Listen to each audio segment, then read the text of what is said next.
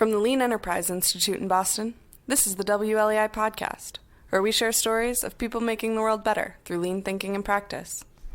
For more information about LEI, including how we can help you apply lean thinking, please visit lean.org.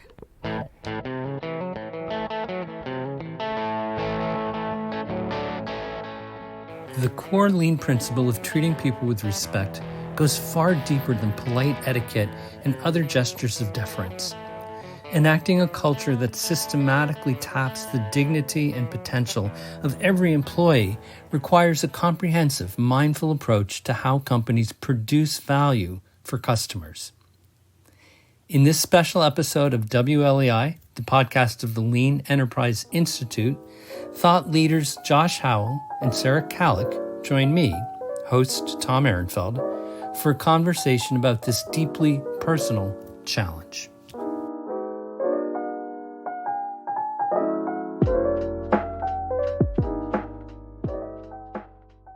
Welcome to the WLEI podcast. I'm your host, Tom Ehrenfeld, and today we have Josh Howell of LEI and Sarah Kalloch of the Good Jobs Institute. And this seemed like a great time for us to explore the kind of relevancy of some shared ideas and principles that are both in lean and good jobs. It feels like a really key challenge to find ways not just to staff open positions, but to use this as an opportunity to build back better, as it were, by producing better jobs, more inclusive jobs with ownership and purpose. And what I'd say is, Sarah, please kick us off by telling us a little bit about the core ideas in Good Jobs Institute, and we can then, explore how they pertain to what's going on today. Fantastic. Thanks, Tom and Josh. It's so great to be here with you today. Again, I'm Sarah. I'm Executive Director of the Good Jobs Institute. We are a nonprofit based in Cambridge, and our mission is to help companies thrive by creating good jobs. I think when people hear good job strategy, they automatically think human resources. And we absolutely look at people investments and pay and scheduling and benefits. But we also look at operations and job design and the work itself, because we know that a good job has to meet your basic needs. So a good job needs to have good pay, stable schedules, career growth, but it also needs to meet higher needs. So belonging, recognition, meaning, growth, and to have all of those things and to be able to shine in front of customers and to be able to do a great job. We have an employee pyramid that's based on Maslow's hierarchy of need and has as its sort of higher needs, belonging, recognition, meaning, growth in jobs. And so you really have to have a job that's designed to use people's knowledge and their time and their talent really wisely. And so all of those come together to form the good job strategy. I'm always struck by your comment that this is job design, this is operations, this is the work itself. It's not a kind of macro set of vague policies that are designed to foster abstract change. And in that aspect, I think it does have a lot of overlap with lean. And, Josh, what are your thoughts on ways that kind of lean weaves into, integrates, aligns with this work-based, frontline worker-focused approach to purposeful enterprise? Yeah, thanks, Tom. Sarah, thrilled to have you here with us. This is a conversation long time coming. Happy to be joined by you today, and of course, joined by you as well, Tom. I think it's exactly what you just pointed out, that the good job strategy has sort of as its two pillars, good pay and good work, that kind of add up to the good jobs strategy. And I think it was for those reasons that we at LEI were so excited a handful of years ago when we learned about the good job strategy, had the opportunity to read the book written by Sarah's colleague, Professor Zainab Tan. Because we saw the relationship, the inclusion of good work, good operations, good work experience for folks on the front line in industries in particular, retail, that isn't necessarily sort of known for that. There are companies that have, retail companies that have solid reputations as good operators, no doubt.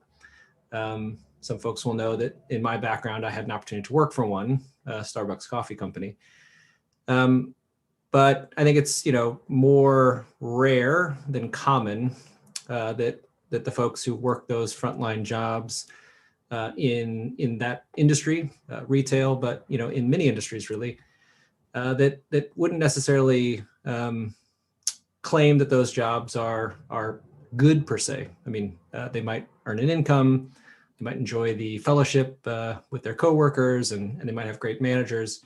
But often there are aspects of those jobs that are lacking, I guess. So anyway, the fact that Zeynep wrote that book, that the Good Jobs Institute was formed, has been something that me and the team at LEI have been just really excited about over the last handful of years, and have found every way that we could come up with, I think, to work in partnership with the two institutes, the GJI and the LEI. I think we see ourselves as on a shared mission, and look for opportunities like this, I guess, to come together to promote what each other are working on, and ultimately to have a positive impact for those folks on the front lines who are often, not as well sort of taken care of as we would like to see, and as we've learned is good for business, good practice for business as well. Feels like these ways of thinking are more important and necessary than ever. That just coming out of the pandemic and a very kind of staggering economy, there does seem to be an opportunity to replenish the kind of job market. But in everything from kind of Amazon's growth, for example, and the massive number of jobs they're creating, there's increasing pressure being put on companies to pay a minimum wage. And I don't know how much explicit pressure, but to kind of create meaningful jobs where people have stake in the outcome. So where, I guess, do you guys see that happening? What are the places where these themes are being brought to the surface that really should be applying some of the stuff that you're both working on? Well, I have to say, I'm really thrilled that some parts of the future of work conversation have moved on from, robots are going to take your job and we're not going to have enough jobs, to we need jobs that are quality jobs. So MIT has a future of work commission. They've come out with a report, and that's their emphasis. They know that, with all technology, there's creative destruction, but there's also great creation of new jobs and new opportunities. It's not about robots taking your jobs.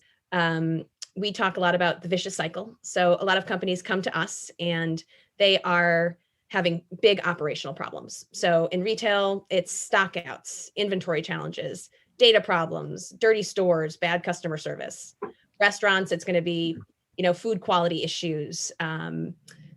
Again, customer service challenges. Manufacturing, it's going to be quality, on time, deliveries, all of that kind of thing. And when you've got operational problems, you are likely not connecting with your customers, and they're not buying what you're selling. And so you have lower profits and lower sales. And so you got to cut the budget somewhere. And many companies choose to cut labor. It's big, it's juicy, it's easy to cut. It's immediately felt on the bottom line. And the impact of cutting that labor is super diffuse, and you can't count it up. And it just becomes this sort of really challenging status quo. So you cut labor, and then you have higher turnover and fewer team members, and they can't drive operational excellence. So you have more operational problems. Anyway, you end up in this really vicious cycle that it's hard to get out of. And your workers are in this very similar vicious cycle themselves. They're not getting paid enough. They can't make rent. They can't fix their car. They can't get stable childcare. They have tremendous stress. And there's some great studies about truck drivers under financial pressure who have more accidents, certified nursing assistants taking care of elderly people who generally have great empathy, but when they're under financial stress, do not perform as well. So these workers are just under incredible stress. And so they have a harder time showing up at work physically, showing up just emotionally, mentally. And it's hard to hold a job, and it's hard to, again, drive any kind of operational excellence. So as we're coming out of this very challenging time for, frankly, the whole world, as we have understood who is essential, I go to my local grocery store, and there's been one clerk there for the last year who has helped me almost every time. And I'm so thankful that he is there and that he's putting himself at risk every day. We need essential frontline workers. We need retail workers. We need farm workers. We need those meat processing plant workers to show up because they keep all of us fed and healthy. And we need to create great jobs for them. And we need to create great jobs for the companies that employ them. Yeah, there were a few things that you brought up, Sarah, that I think are really worth underscoring. You mentioned the pressure, the stress that a lot of frontline workers, especially those that we've now deemed essential through this experience over the last year with the pandemic, the pressure that they're under, and the sort of the changing environment, this emergence of technology, and you mentioned the robots, allegedly coming to take our jobs. This is something that in the lean world we've been exploring and learning from Toyota about for many, many decades.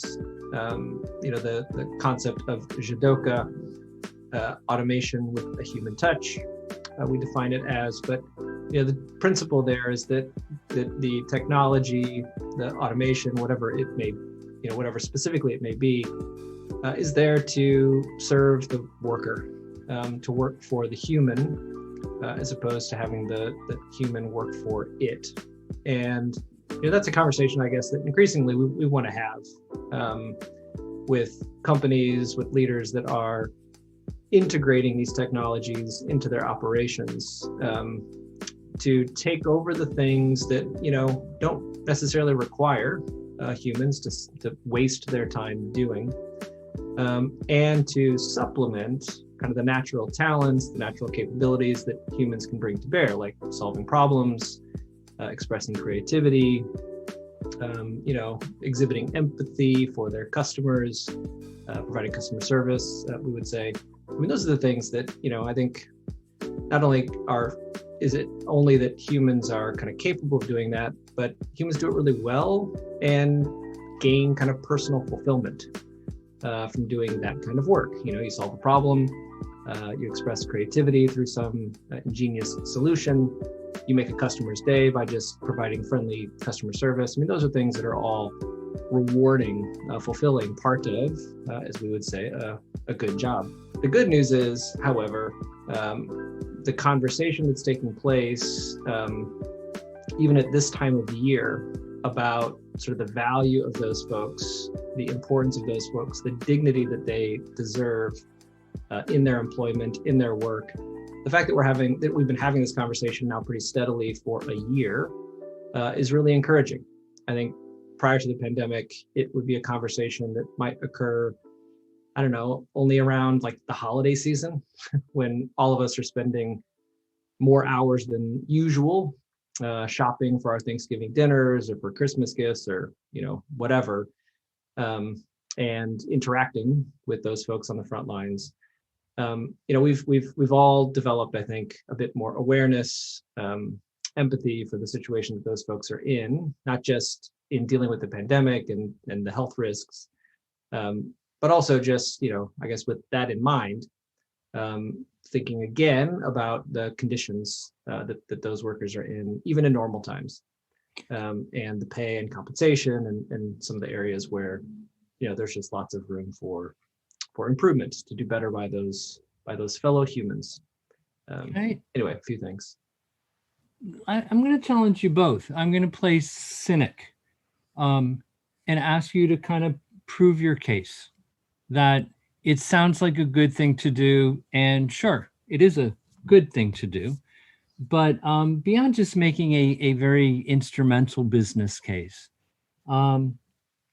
describe tangible ways to enact this model of a kind of more dignified work on the front lines, and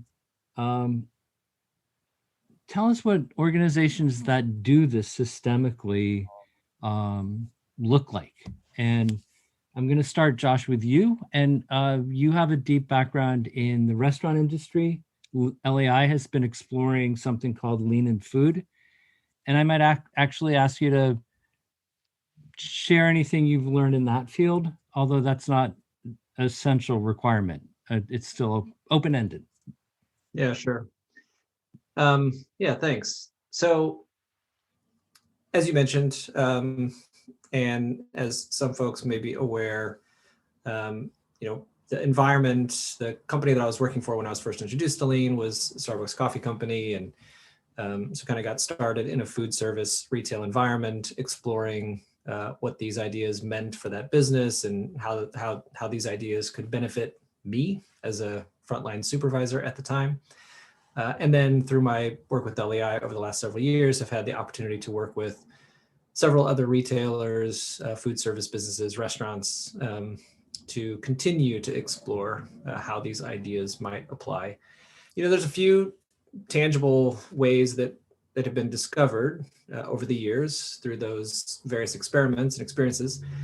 The first, I guess, just to start with the work itself. So, that which the line cook, the barista, the frontline associate is doing in service of their customers, preparing the food, stocking the items, producing things that that customers are going to consume.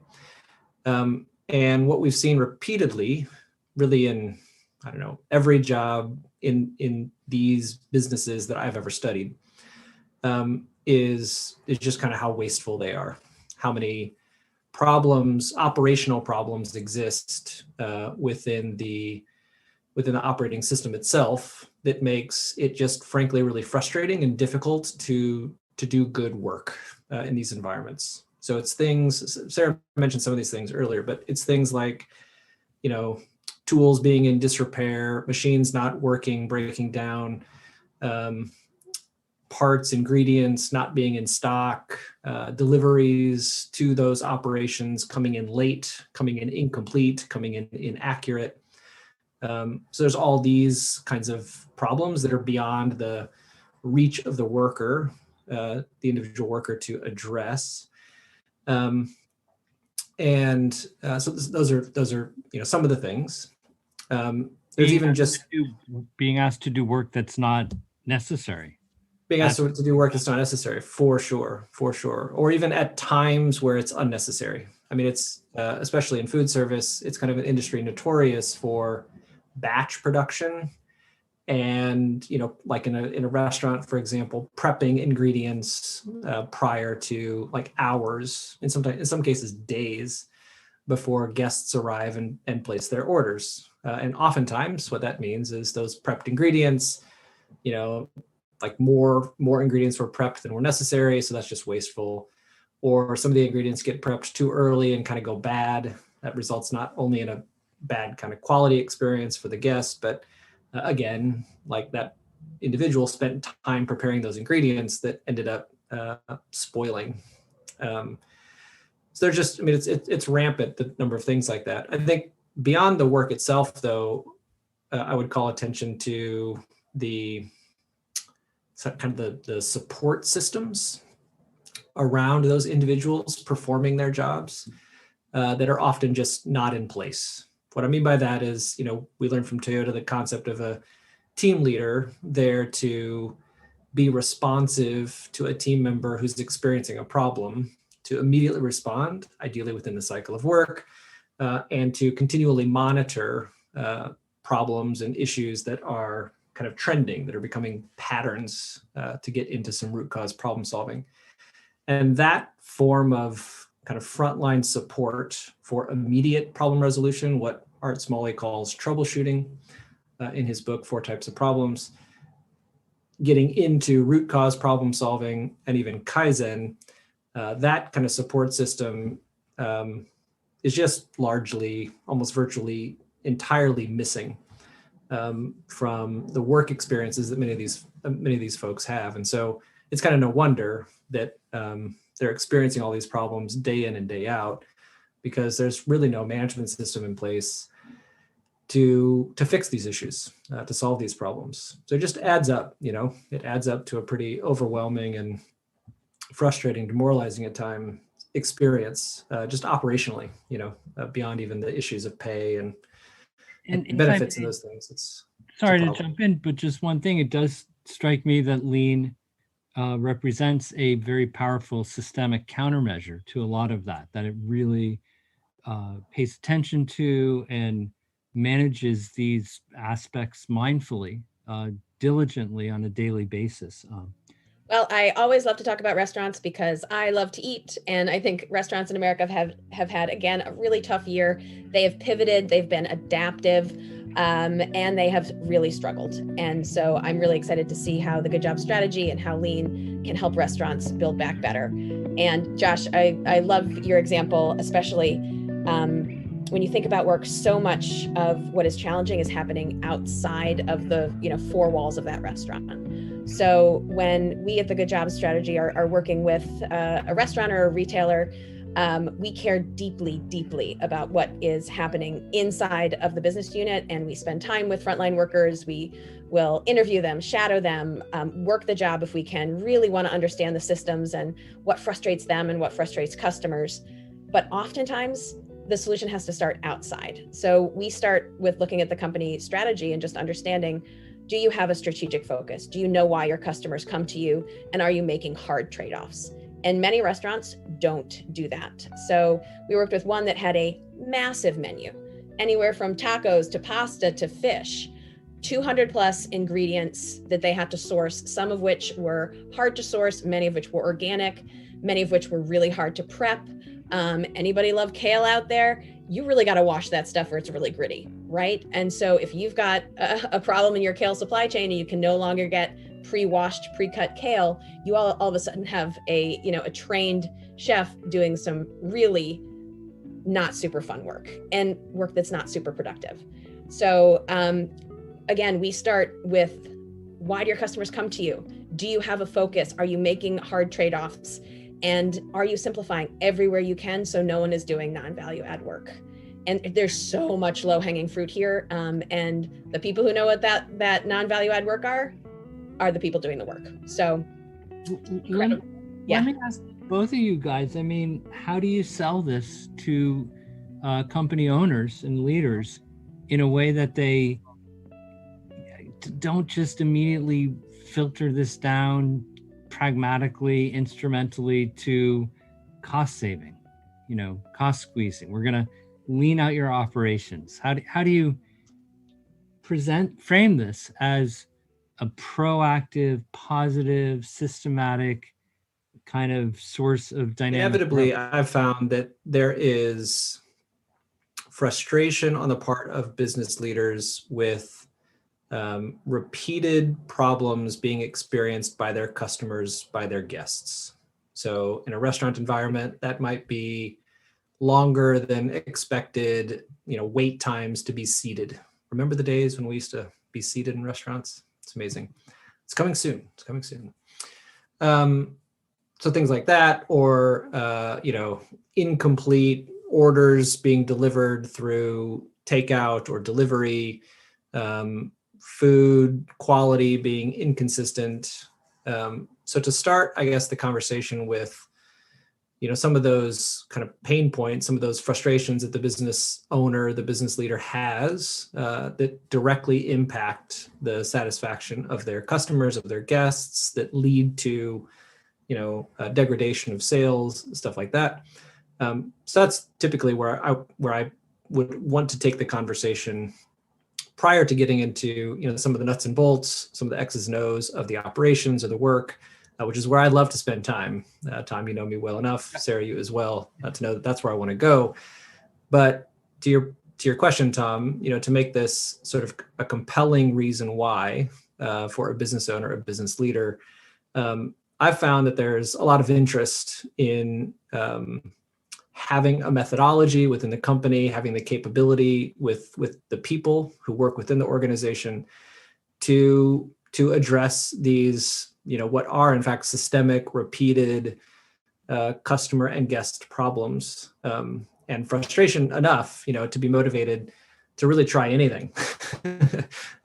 Whether or not at the outset they would buy into lean thinking or buy into something like the good job strategy, I'm not so sure. I think they're just, there's almost a sense of like desperation to try out anything that might start to address some of these longstanding issues in a systemic kind of get at the root cause kind of way.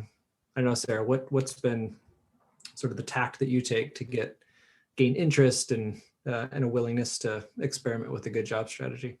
Yes. So a couple of thoughts here. And one is, frankly, we don't sell this to anybody. You really have got to come in with a real business problem. You have to want to improve jobs and you have to want to improve your business. It's just not something we can sell.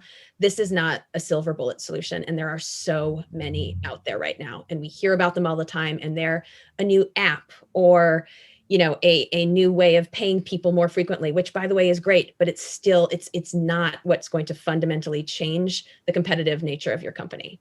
So you have got to want this and you've got to have a long-term view. You have to be humble. You have to be compassionate. You have to know that your frontline workers drive your business and they're the ones who see your customers every day, because Josh, you're totally right. I mean, companies come to us because their customers are frustrated with them, right? So Quest Diagnostics call centers a few years ago went through a good jobs transformation.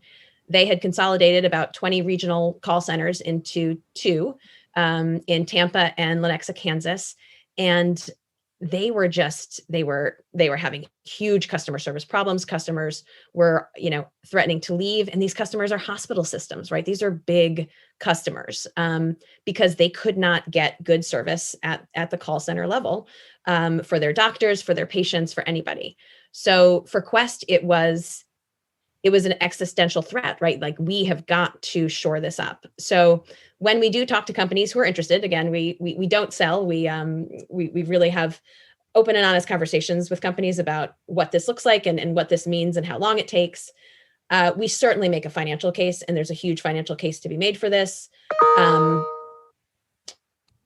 There's a huge financial case to be made for this. We actually created a good jobs calculator, which can help companies calculate the uplift in revenue and the savings and cost savings of having better jobs.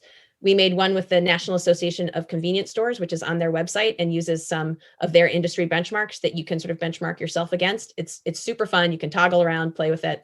When a company is tasked with trying to figure out what the uplift of good jobs is, they're often very conservative. We see companies that improve jobs and they see a decrease in turnover by 30 to 50%.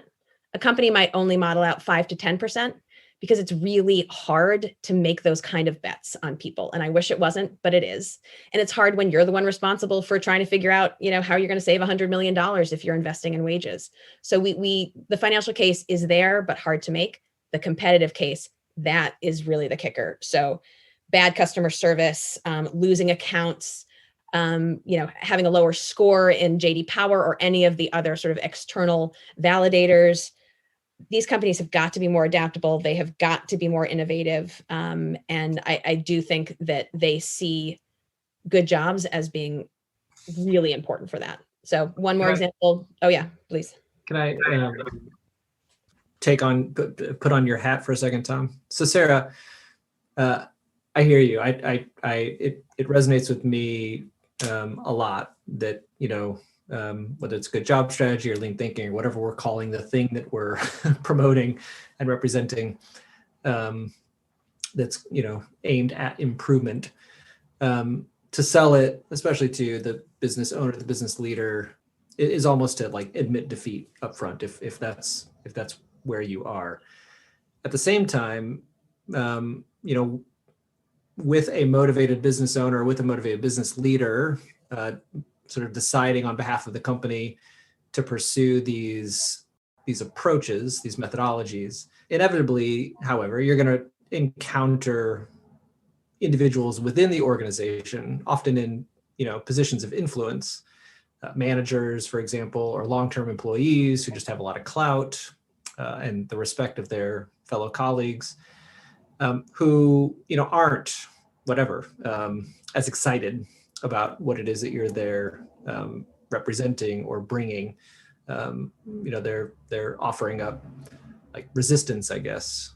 So how about for those individuals? What is it that you've done, or what are you experimenting with to, sort of get them to see the value for their situation with the good job strategy? It's a fantastic question. So as I mentioned, we talk about strategic focus, and you're going to have to make hard trade-offs. And if you're a merchant and the company decides we got to make some hard trade-offs, we're not going to sell that thing that you buy anymore. That's your job, right? And so you're not going to dive into that head first because it's incredibly frightening, and you feel like you may lose your job. So I think just a lot of the inertia in big companies, communication challenges and gaps, all of that make this very challenging. So there's a lot of things that we do to try to overcome that. First of all, we try to engage people at all levels of the organization from the very beginning. So again, spending time with frontline workers, with store or business unit managers, regional managers, district managers.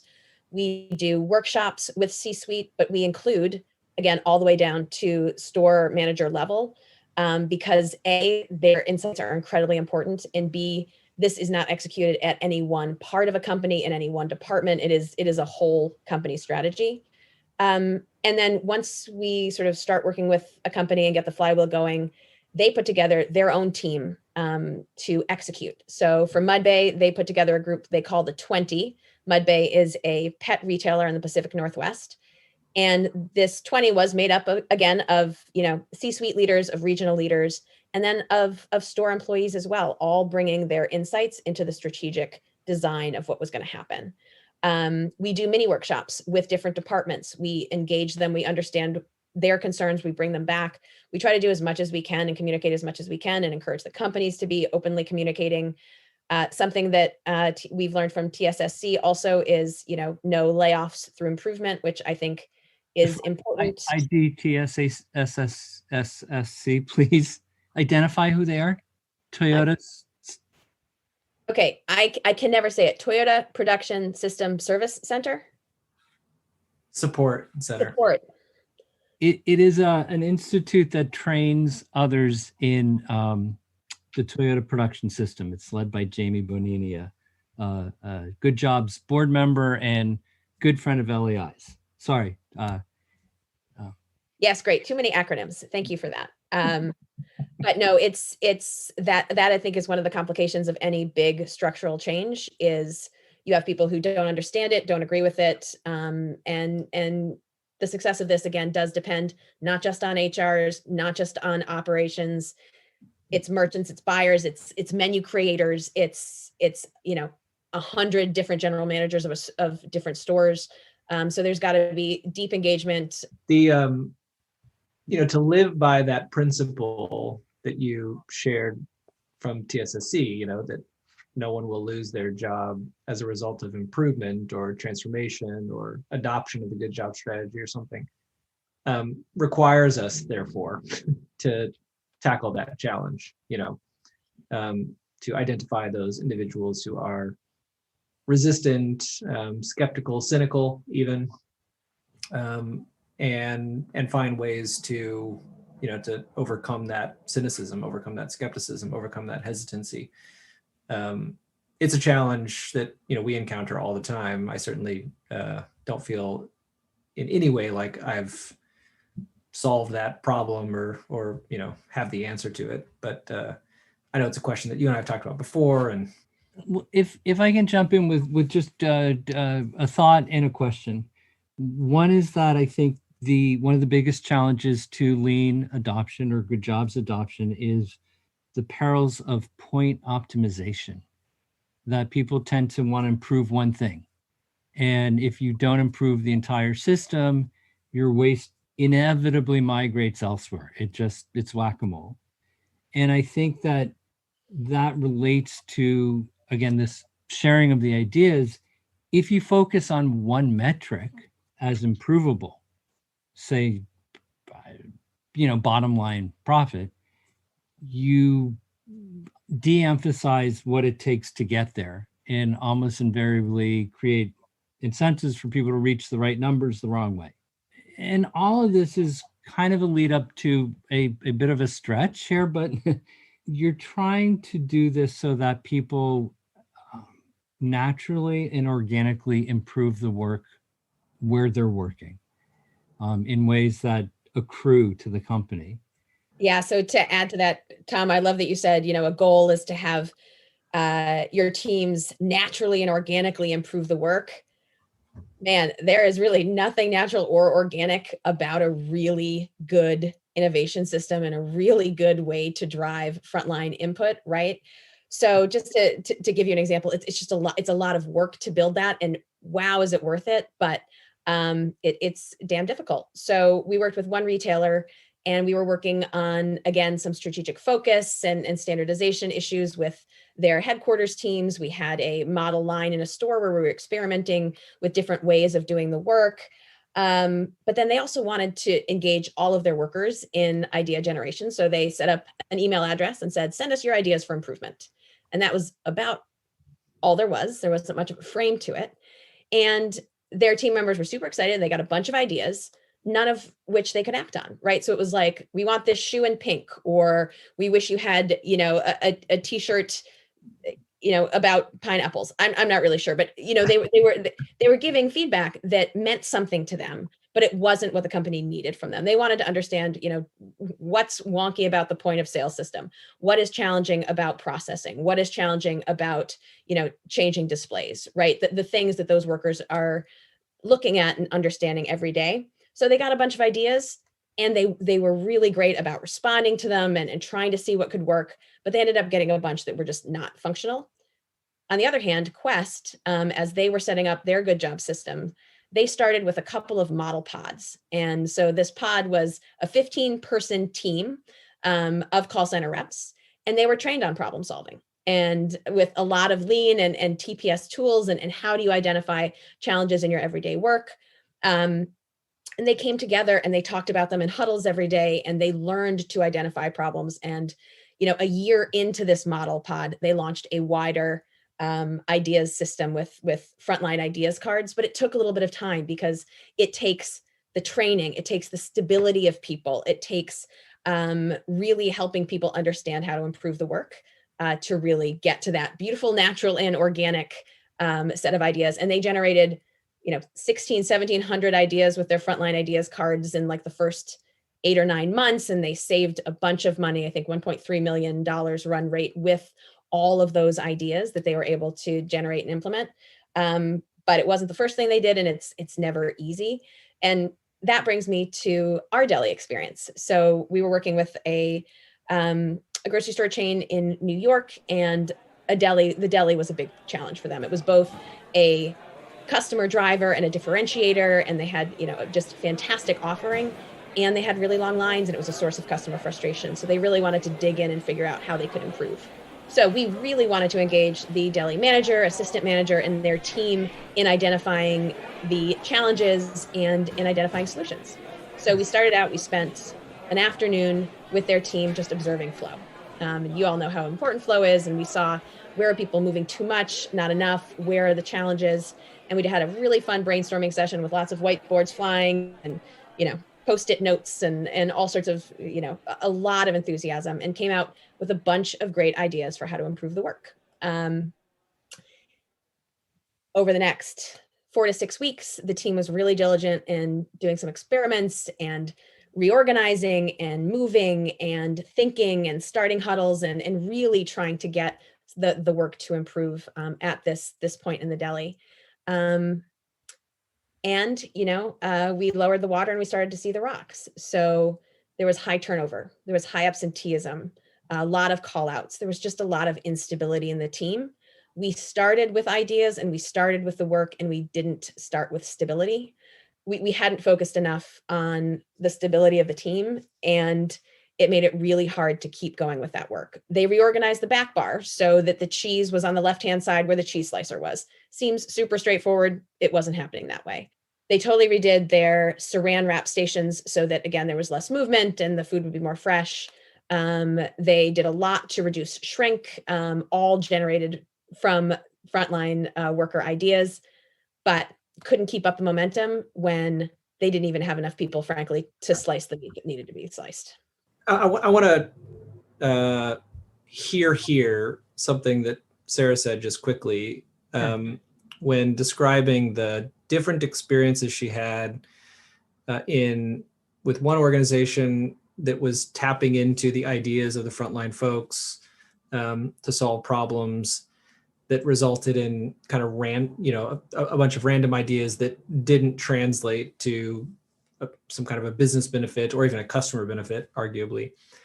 And she contrasts that with the experience at Quest Diagnostics, where some teaching and learning happened around problem solving that helped influence the ideas then that came out of those frontline workers to be frankly better, to deliver more benefit to the business, to deliver more value to the customer. I just can't emphasize the importance of that enough. That's very consistent with the experience that I've had too, that if you simply go into an environment and start soliciting ideas, which, on the surface is a wonderful thing. Yes, let's empower people to share their ideas. Let's tap into their creativity. I have found that, however, if there isn't some preparation with like problem solving, and specifically, I know this is something you talk a lot about too, Tom, like problem framing. Yeah. If that's not established and understood and a part of and informing the brainstorming and the ideas that frontline workers are generating, that it does result in these kind of random ideas that are often, cause frustration with the business leaders because they're just kind of random. They don't, they aren't going to accrue to the bottom line. They aren't going to improve the customer experience. And just like a simple kind of assessment that I've often promoted with folks is to sort of ask yourself, will this idea, if implemented, benefit kind of all stakeholders? Will it benefit the customer? Will it benefit the worker? Will it benefit management? Will it benefit the bottom line? And in the absence of being able to answer yes to all of those, to sort of check all four of those boxes, it's probably an idea that needs reconsideration or could benefit from returning to the beginning of the problem solving process to do really good problem framing up front, to make sure that whatever effort we're putting in, whatever time we're spending on quote unquote improvement is going to result in changes made that will benefit everybody. If you can get to that point, if you can get that understanding and that capability in place, really powerful things can happen. In the absence of it, it does unfortunately lead to just kind of a lot of random, I would even go so far as to say like bad ideas. And the notion of empowerment, engaging and involving folks in improvement can become frustrating for everybody because, it isn't delivering the outcomes that are necessary to maintain kind of buy-in and support at all levels from all stakeholders for this kind of an activity. It feels like there's a lot of hard work that prepares you to make the easy improvements. And there's almost quotes around easy. And I don't want to limit this, but I'm going to just try to circle back to maybe one idea. So as I listen to you guys talk, I do believe that we all, like us improvement nerds, us good jobs nerds, share a kind of common basic principle, which is an appreciation of how unbelievably gratifying and delightful it is to get things done better.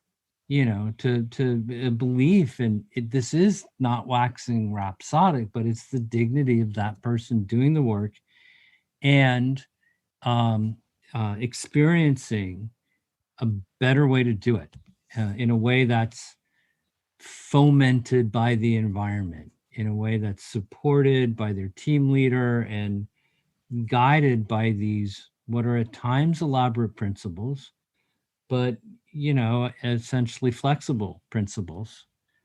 And I, to me, that is the compelling existential reason for doing this work. It's tapping into that, joy of improvement, of what our friend Michael Ballet has called Kaizen spirit.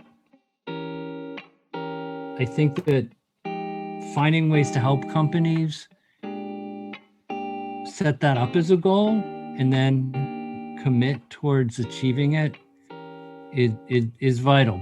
So I think probably my favorite work word is dignity. And I think when you ask people to deeply understand and engage with their work and, bring up ideas for improvement, it really just generates such a sense of purpose and belonging and a real sense that, they're able to drive and improve the business. And that's just incredibly important. So I agree with you, Tom, that I do think that's kind of a shared source of motivation by Sarah and myself, by our fellow improvement geeks, as you described us.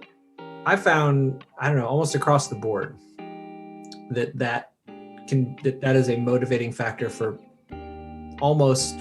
virtually everyone. I think the challenge that we face is not whether or not people are motivated by that, by helping others improve, helping others be successful, bringing about positive outcomes for customers. I think it's more about, how do we enlist and engage and guide folks to participate in that, to be improving their work, to be making things easier for themselves and their colleagues, to be making things better for their customers. How do we get folks sort of doing that in a way that's effective and kind of efficient at also delivering improvement for the business itself, which is, sort of like it or not, it's the premise under which, by which we're all gathered here together today. Folks are on the clock, they're in the office, they're at the grocery store, they're in the coffee shop to do business. That's why we're here. Without that, the collection of people in that coffee shop wouldn't be there together. So, it's sort of pulling off that trick. I think that source of motivation is inherent in virtually all of us. But there are no shortage of barriers, reasons why these approaches, these ideas don't gain traction. And I think it's because although that motivation is there, although that desire to do right by one another, to do right by our employees, to do right by our customers is there, it's really challenging to organize everyone in such a way where the actions that they're taking from that motivation are effective ones to deliver meaningful business outcomes. That's the trick. And unless we in our daily practices and the projects that we're involved in or whatever, unless we're able to close that loop entirely, I think we're going to continue to experience frustration, disappointment, and create cynics, create folks that are skeptical about whatever kind of, good idea, lean idea may be out there. We have to find ways to overcome that. And the only way that I know how is to keep kind of challenging ourselves as coaches, as leaders, as managers to kind of get all of those aims aligned and to get folks effectively organized in such a way where not only are they doing right by one another as fellow humans, but they're doing right by the context within which they've come together, which is the business and its goals and its aims and the results that it requires to remain viable, to stay open. Yep, I so agree with you. And so a few years ago, I worked a frontline retail job, and I came in with a sort of training class of 6 people. And man, I was not the best. I was not great at the cash register. My peers had a great skill set and they had great ideas, and several of them brought those ideas to management, as did I. We were not listened to, and it just put us in a cycle of doing stupid work, not being productive, failing in front of the customer. and leaving every day tired and demotivated and discouraged, and honestly feeling really pretty bad about yourself. And that's where dignity comes into. I want people every day at the end of the day to feel that they have contributed to a customer's lives, to their company getting better. And right now, a lot of companies aren't set up to give people that sense of purpose and meaning, and they should be. Right. So you mentioned, Josh, alignment. One of the biggest challenges we see with all of this is huge disconnects and silos at the headquarters level, which creates just a vast set of disconnects at the store level. So, stores getting 100 emails a day from 12 different departments, sometimes with radically different directions on what to do and priorities and that kind of thing, is just totally disorganizing. And it means that people can't be their best. They can't do good work because they're being pulled in so many different directions. One retailer we worked with had 170 different tools, again, created by a bunch of different departments over the course of 15 years, none of which were removed, all of which store managers were expected to use, none of which were used consistently. Many store managers created their own set of tools that sort of merged a bunch of them. But you've got super smart people at a headquarters level who are, talking and thinking and creating and totally disconnected from the work and just creating things that don't help.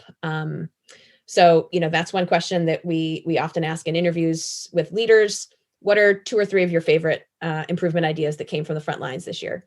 And if you don't have an answer for that, if you don't have any ideas, you're pretty disconnected. So how often does your team spend time with frontline workers in stores, in restaurants? We always ask that too. And how are your incentives aligned? Because again, many different departments, merchandisers will have a top line incentive. And so if they can just sell a little bit more, they're good to go. But the disconnect with the stores, if they're dumping more product and you have to have more labor hours and all of a sudden the store ops budgets are blowing up, but doesn't matter to that silo, right? So just so much siloed work. Tom, you also mentioned managers, frontline managers. You can't do any of this improvement work if your frontline managers are just fighting fires and not developing people. So that's something that we have to really support companies to think through quite a bit. If you've got 120% turnover, which is what we see in a lot of retailers and restaurants, your manager is not spending time recruiting and hiring the correct people for your teams. They have no time to train them. My first day, I was on the cash register alone. I had no idea what I was doing because there weren't enough people to train and there weren't enough people to do the work, right? You're not training people, you're not developing them. One of our colleagues at MIT Sloan, before he came to business school at Sloan, he ran a grocery store and he was on the register 4 hours a day because people had called out. He had so many ideas to build the business and so many ways he wanted to support people. But he just absolutely couldn't do it. So we have to create, again, that stability and that real training and support for managers to manage people and not just do the work. So Jim Sinegal at Costco, he says, if he comes back in 20, 30 years and he wants to check out the health of Costco, he's going to look for the general managers of their clubs and see how good are they? How long have they been with us? What's their orientation? He wants his managers, teaching people. He doesn't like to use training, teaching people 90% of the time. And that's what helps people understand how to identify problems. That's what helps them, think about implementation solutions. That's what gets ideas through as having great managers at the store business unit level. And that can be really hard when you're unstable. That sounds fantastic. I think that it does. I would propose that I just give you guys a chance to kind of summarize anything you feel is important, say it to each other. I think this is a lot of good stuff. Josh, you start. We'll give Sarah the final word. I know we spent a lot of this conversation, I think both of us, reflecting on like the sad state of affairs. And I don't know, have we done an effective job sort of painting a kind of positive picture of what the future could look like or how this opportunity could be seized. This opportunity being, restaurants are going to start to reopen and hire folks. Love them or hate them, companies like Amazon and others are making commitments to pay better than they have historically, right? I mean, Amazon's commitment to pay the $15 an hour to everybody is a positive development. And even the number of people that they're employing who otherwise wouldn't be employed, there's a positive aspect to that. I know there's a lot of concerns and even feelings by frontline workers who work inside those fulfillment centers at Amazon that need to be addressed, right? I mean, that company's having a pretty public conversation with many of those folks. There's plenty of observers and commentators defending both the company and the workers and, hoping for things to improve. But there's also, I think, positive aspects to what's developing at a company like that, sort of a symbolic company of this new economy with higher pay, with this recent commitment statement by Jeff Bezos in his annual shareholders letter to make Amazon into the best place to work on Earth. He said, Earth's best employer. Things like that, I guess, they're kind of encouraging to me that there seems to be a growing realization that pay needs to improve, that jobs need to be better, that operating conditions need to be, more effective.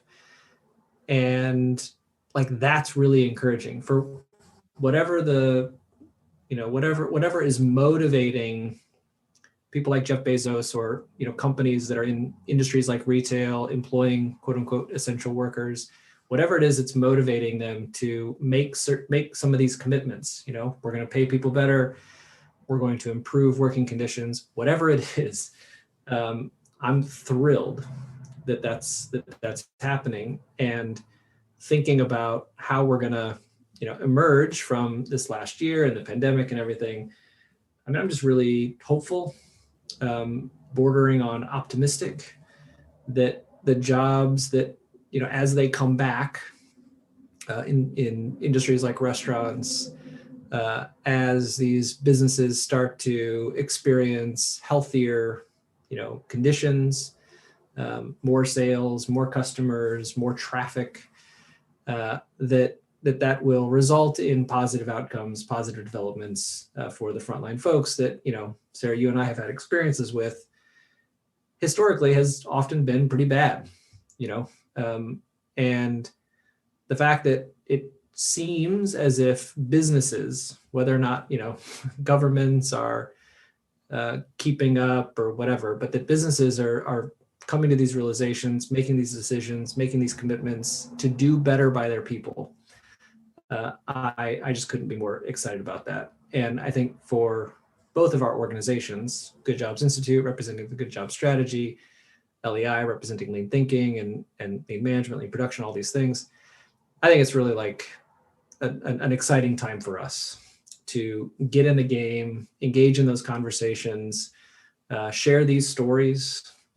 We've had these amazing experiences at, the shared experience at the Deli, the experience I had at Starbucks, and working with other retailers in other industries that employ quote unquote essential workers. I just think it's, it's really up to us to engage as much as we can, to be as influential as possible, and to say, hey, what you guys are committing to do, we've had some experiences and we have some ideas that could be helpful, that could, make those commitments to pay your folks more, not just costly and detrimental to the bottom line, but that in fact, if the operations are improved, if the work is improved, if folks are taught how and engaged and expected to continuously improve, to solve problems day in and day out, that you can pay them better. You can pay them more than $15 an hour and afford to do that. Actually improve your bottom line by rooting out all this wasteful shit that's been in your operation for a really long time and that you're spending money on, unknowingly maybe that some of that money is just wasteful, is going towards having folks do things that they don't need to do, prep more ingredients than are necessary, having folks do things in just an ineffective way, unable to serve their customers because the truck's late, because machines are breaking down.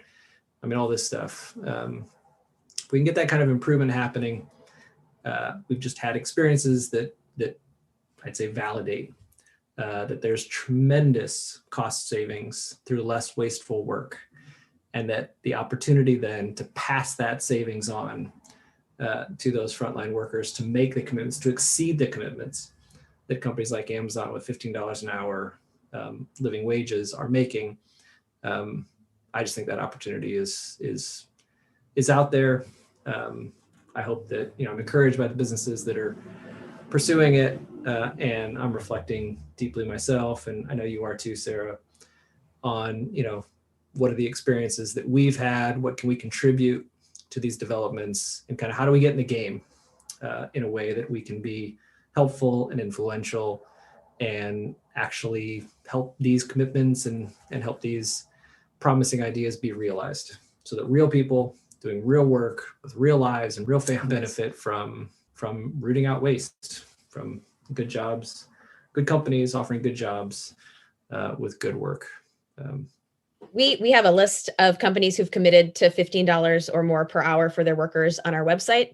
It is growing, which is super positive. And frankly, there's a lot of companies who aren't going to have a choice. So we all know the minimum wage in the US right now is $7.25. 21 states have that as their minimum wage. 29 have higher minimum wages. 7 plus DC have committed to get to $15 over the course of the next 5 years, including, California and Massachusetts, who might be your usual suspects, but also Florida. They just voted to increase their minimum wage. Right. We have a new administration. It is very clear that they are looking to raise the minimum wage. $15 did not fit into the COVID relief bill, but Senators Romney and Sinema are looking at a proposal for an $11 minimum wage. Wages are going up and they need to go up. So before COVID, it was a super tight labor market.